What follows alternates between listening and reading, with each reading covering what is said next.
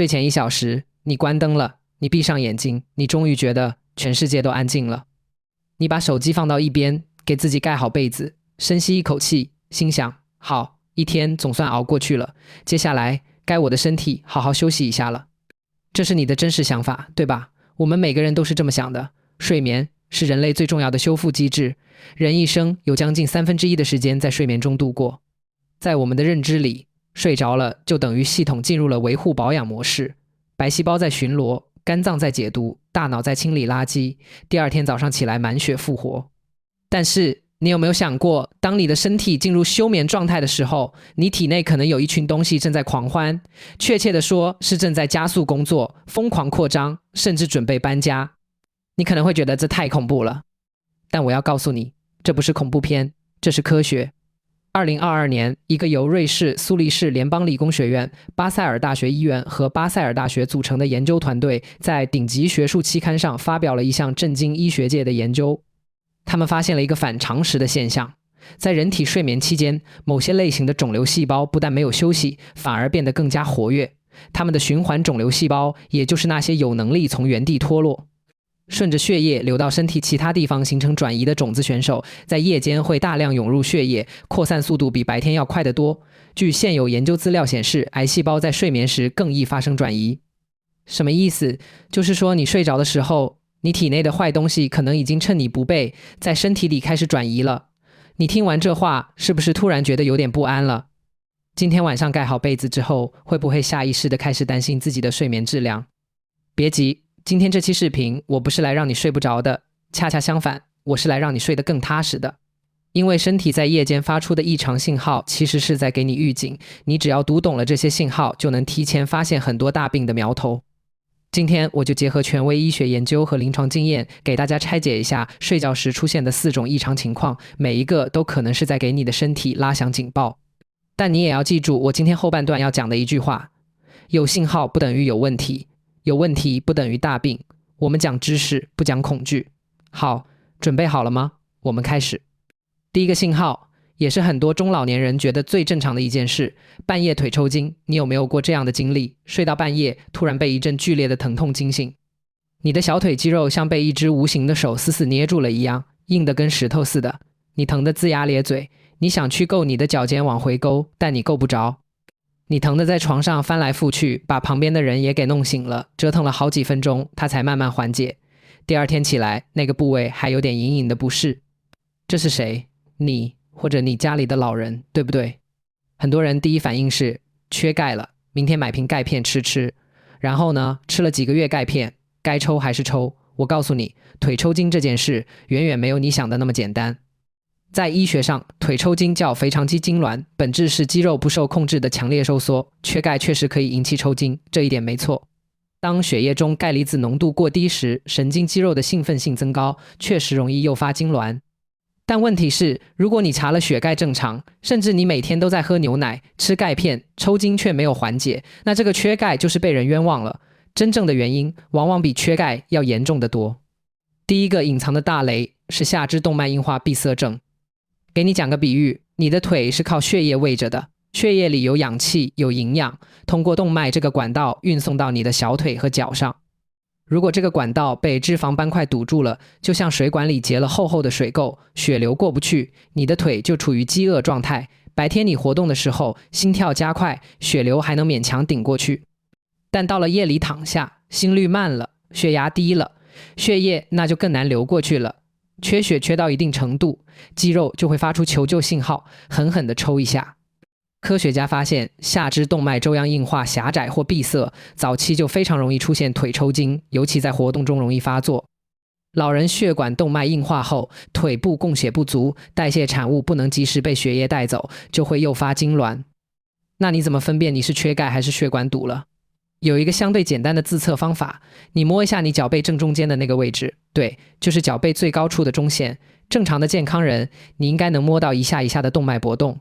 如果摸上去像一根死面条一样，什么感觉都没有，而且你的腿总是发凉，走路走几百米就小腿酸胀的不行，得停一会儿才能继续走，那这个腿抽筋大概率不是缺钙的问题，而是你的腿在告诉你，我的血管堵上了。还有另一个常见的疾病，腰椎间盘突出，也会导致夜间腿抽筋。原因是突出的椎间盘压迫了支配下肢运动的神经根，神经受到异常刺激，引起腿部肌肉痉挛。这种抽筋往往伴随着腰疼或者小腿外侧的麻木感，所以你看，一个简简单单的半夜抽筋，背后可以牵出这么多可能性。抽筋不一定是你想的那样，缺钙。当然，我们也得说一些良性的原因。受凉确实是夜间抽筋最常见的诱因之一，你睡觉时把脚伸到被子外面去了，小腿一受凉，血管一收缩，肌肉痉挛了。还有白天走太多路，剧烈运动之后，乳酸堆积也会导致夜间抽筋。还有一种情况是需要警惕但不恐慌的，如果你在服用利尿剂或者他汀类降脂药，这些药物本身就有引起电解质紊乱或肌肉不良反应的可能，也会导致抽筋。所以应对建议是什么？首先，排除了受凉、过度疲劳这些因素之后，如果你的抽筋频率还很高，医学界的通用标准是每周超过2次，或者发作起来疼痛半小时都不缓解，你就不要自己在家里乱补钙了。去医院挂一个血管外科，做一个下肢血管彩超，看看有没有动脉硬化的问题。如果血管没事，再去骨科或者脊柱外科拍一个腰椎的核磁共振，看看有没有椎管狭窄或者椎间盘突出。搞清楚原因之后，对症治疗，你才能真正睡个好觉。好，讲完了腿，我们讲第二个信号，也是很多中老年女性特别在意的事情。第二个信号，睡觉时大汗淋漓，一醒就全身湿透。我让你回忆一下那个场景，你半夜醒来，发现自己的睡衣、枕头甚至床单都被汗打湿了，不是那种潮潮的，是那种一摸就湿漉漉的，好像你刚从桑拿房里走出来一样。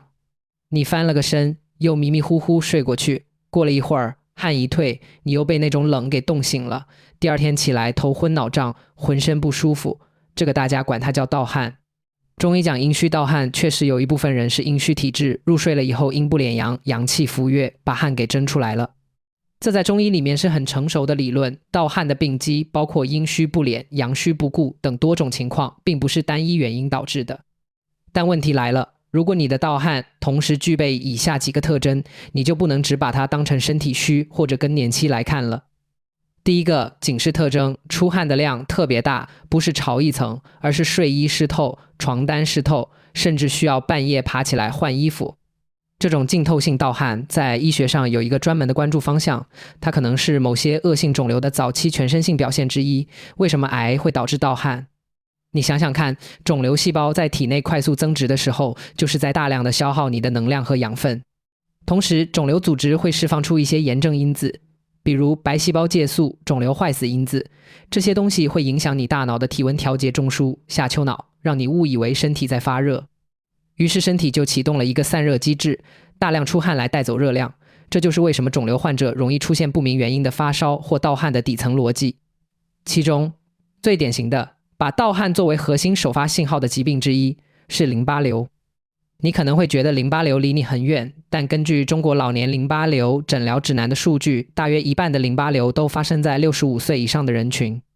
而且淋巴瘤有一个叫 B 症状的诊断标准，一共3条。第一条，不明原因的持续发热，体温超过38度。第二条，夜间盗汗，不是一般的出汗，是能打湿睡衣或者床单的那种。第三条，6个月里体重不明原因下降超过 10%， 这3条里面只要有1条出现了，并且排除了感染，医生就会把淋巴瘤放进排查清单里。第二，如果你属于更年期的女性，盗汗也很常见，因为雌激素水平下降引起了血管收缩功能不稳定，一阵一阵的潮热出汗，这个很普遍。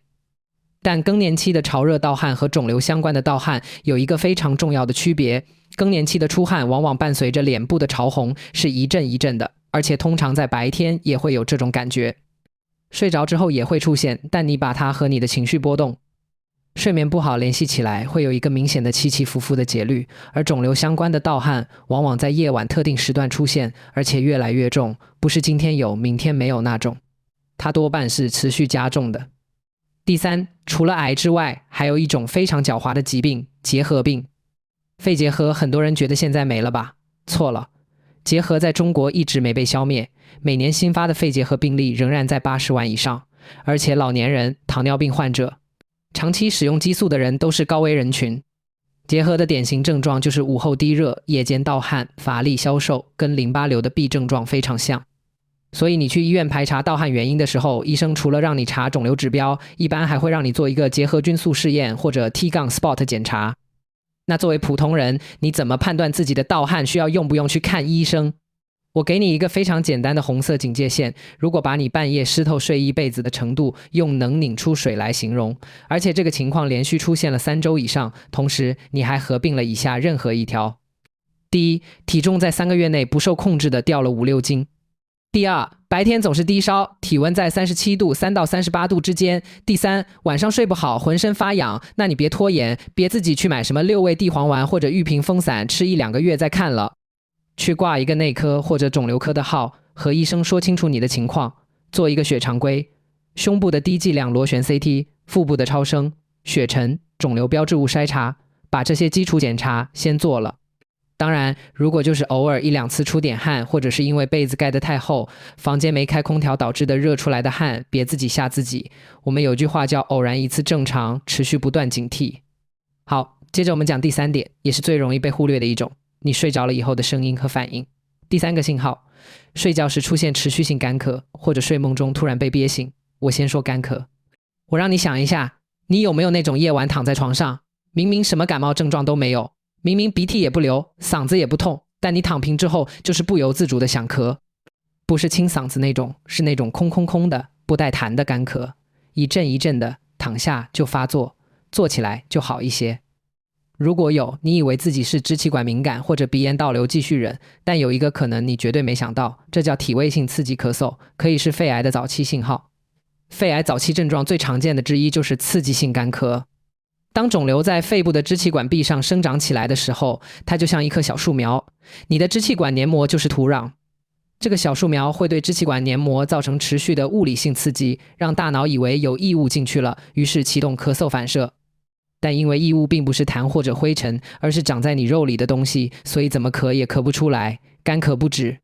更关键的是，如果你平躺的时候这种干咳更容易发作，那你要警惕了，因为肿瘤在重力作用下会坠向支气管感受器更敏感的区域。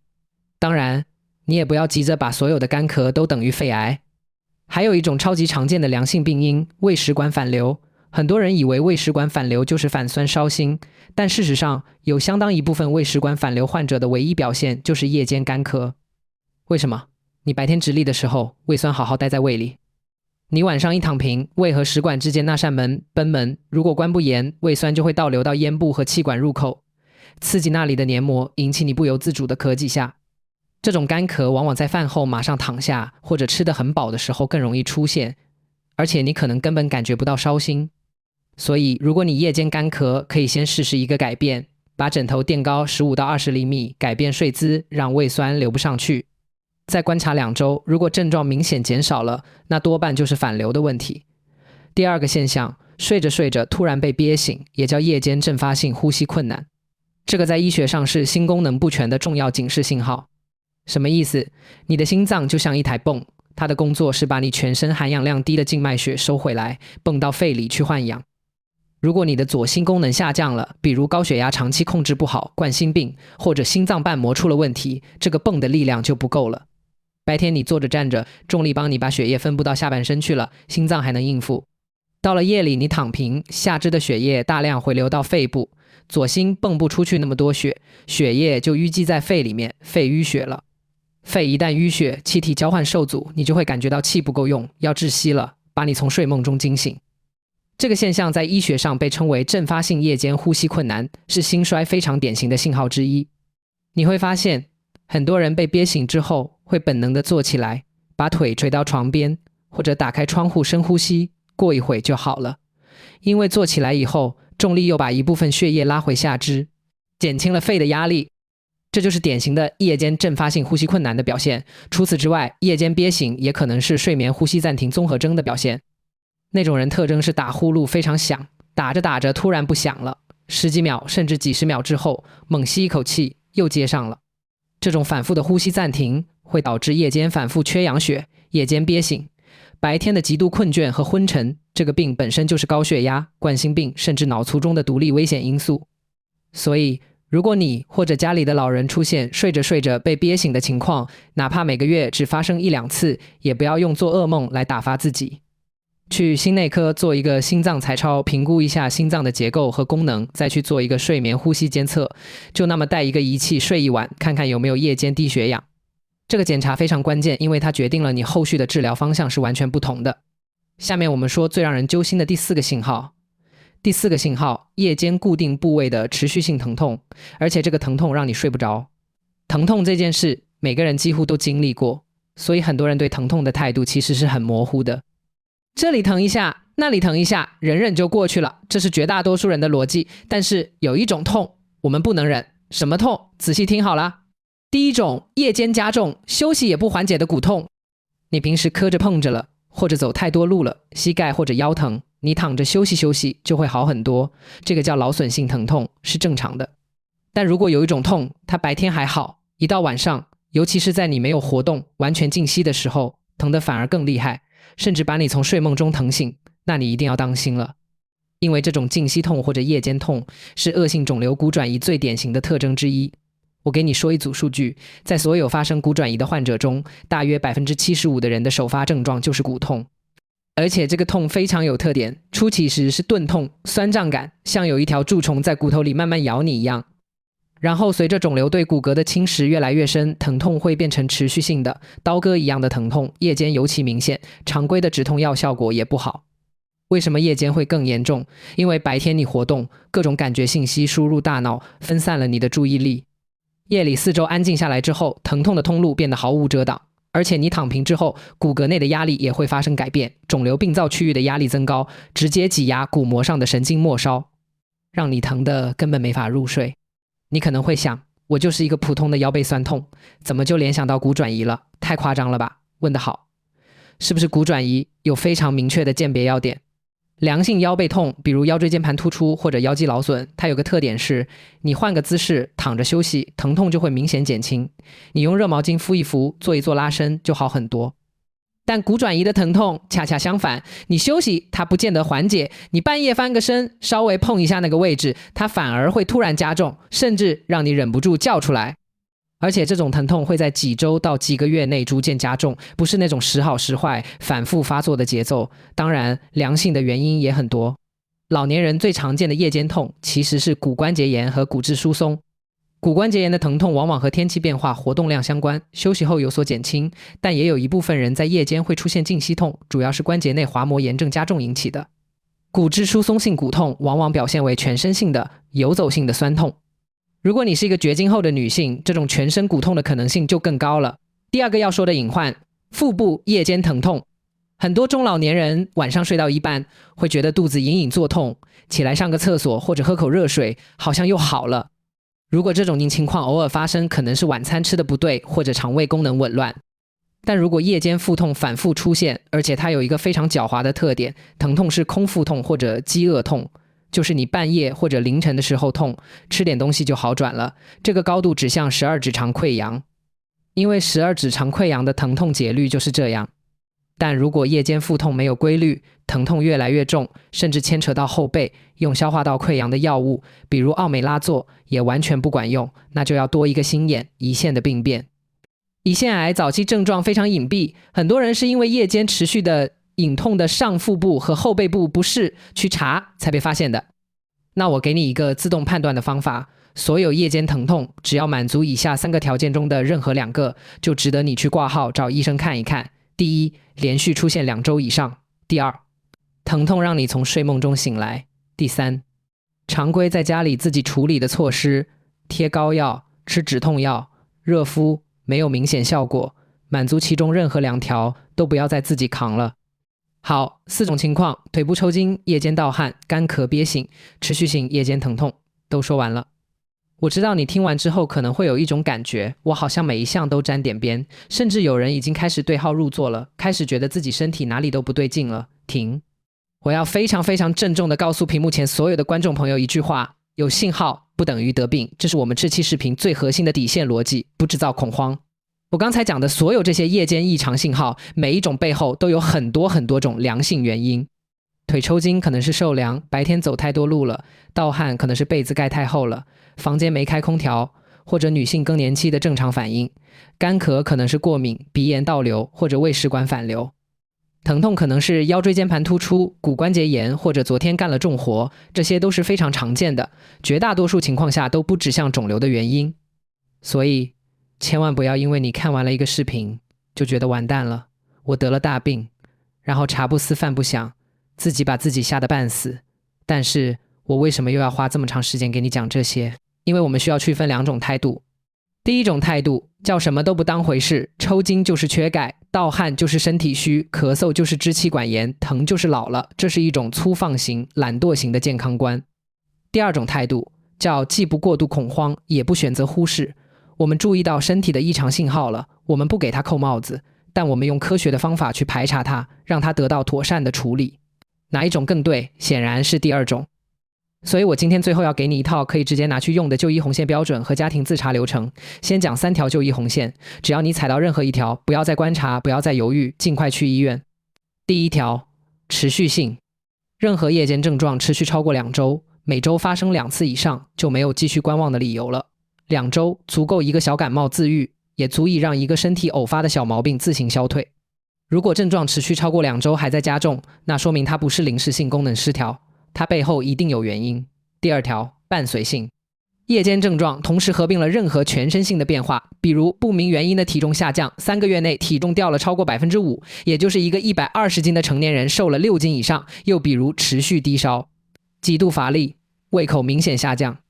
这些全身消耗信号和夜间局部症状叠加的时候，警示级别要直接提升到最高。第三条，进展性，症状在短时间内明显加重。比如上周你疼一次能睡着，这周疼得整夜睡不着。又比如腿抽筋，从前是1周1次，现在基本天天抽。任何在时间轴上只上不下的信号都不应该被忽略。3条红线你可以截图保存下来，或者记在心里。你不用记5条8条那么多，你只需要记住3个关键词：2周、暴瘦、加重。好，那如果你没有踩到这3条红线，是不是就不用管了呢？也不是。我推荐你养成一个非常简单的睡前自查习惯。你每天晚上躺到床上，不要马上就开始刷手机，你花30秒钟做2件事。第一件事，闭上眼睛，感受一下自己的身体，从头到脚扫描一遍，有没有哪个部位出现了持续的疼痛？有没有让你觉得和平时不一样的感觉？第二件事，如果你最近有过任何夜间异常反应，比如抽筋了、出汗了、咳醒了，你第2天早上拿手机记一下。记3样东西：第一，它是什么时候发生的；第2，它持续了多久；第3，它有多严重，比如疼不疼，汗量有多大。连续记1周、2周，你就能非常客观地看到这个症状的趋势。如果趋势是越来越重，那就去医院；如果趋势是越来越轻或者消失了，那恭喜你，可能就是一个偶发事件。好了，讲了这么多干货，最后我想说一点走心的话。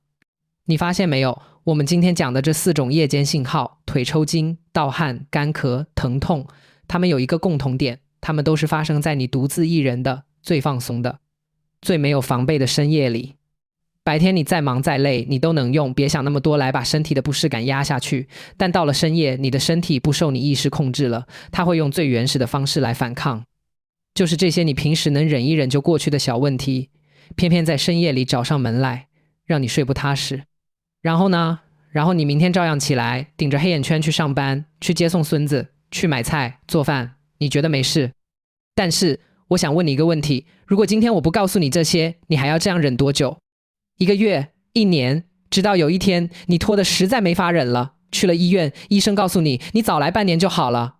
你知道吗？在所有癌症的预后数据里，一个永远不会变的真理就是早发现和晚发现，预后天差地别。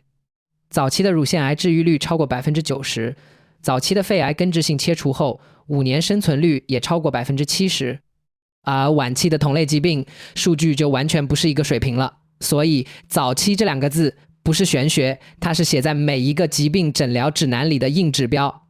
健康这件事说白了就是你对自己的身体有多在意，你在意的那个程度决定了你能在它出大问题之前提前发现它的求救信号。这期视频的最后，我想向您提一个请求，如果你觉得今天的内容帮到你了，不管你是在哪一段觉得这就是在说我，或者这就是在说我爸妈，我麻烦你点赞这个视频并且订阅本频道。但是比点赞更重要的是，我请求你把这个视频转发给你的家人。真的，健康科普视频最重要的价值，从来不是我们做视频的人得到了多少数据，而是它在关键时刻能给你的家人带去一条重要的信息。你可以把这条视频转发到你们家的群里，或者单独发给你的爸爸妈妈。你可以说一句很简单的话：爸妈，我看到一个讲睡觉时某些不舒服的视频，你帮我看看你最近有没有这些情况。就这一句话就够了。这不叫制造恐慌，这叫科学地关心。视频的最后，我想把一段话送给你，也送给我自己。身体是你这一生用的最久的房子，它不贵也不便宜。白天你开着它四处奔波，夜里你锁上门准备休息的时候，听听它有没有发出奇怪的声响。那些声响不会自己消失，它只是在等你，等它发出来的声音大到足够让你停下来注意它。别等到它轰然倒塌的那一天，你才想起来，原来它早就告诉过你了。好了，本视频内容仅供科普参考，不能替代任何专业的医疗诊断。如有身体不适，请及时到正规医疗机构就诊。愿你的每一个夜晚都是真正的安眠。我们下期见。